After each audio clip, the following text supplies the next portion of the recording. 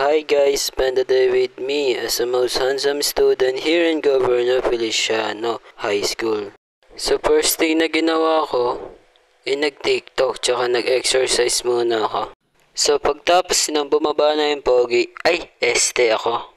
And so yun, na-decidean ko na pumunta sa aming kusina upang mag-wash ng aking napakapoging face. Just kidding! And after that, I check our rice kung luto na ba. And hindi pa luto. So I decided na pumunta na ng banyo at maligo.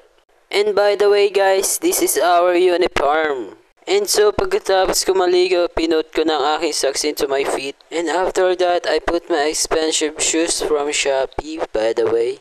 Just kidding. These shoes nga pala is from SM, not in Shopee by the way. So after that, I stand and I'm going to check my outfit. Yes sir, outfit check. Ano laban? Outfit check. May bola pang dumali. Oo, ano ka? Tumabi ka dyan. And after that, I decided to eat my breakfast using my metal spoon and plastic fork. Just kidding. And after I eat that breakfast, I get my expensive polo with worth of $1 million. Just kidding. And so what? I decided na pumunta na ng aking school kasama ang aking malupitang pinsan. Pero hindi siya pogi, I'm just pogi. And pumunta na din kami dito sa aming labasan upang sumakay sa aming expensive limousine, the tricycle. Just kidding. And so yun, habang paalis na kami is nasiraan pa ang aming tricycle, the limousine. Ayaw niya mag-start, why naman? And yung kapatid ko nakatitig na lang doon sa may puno.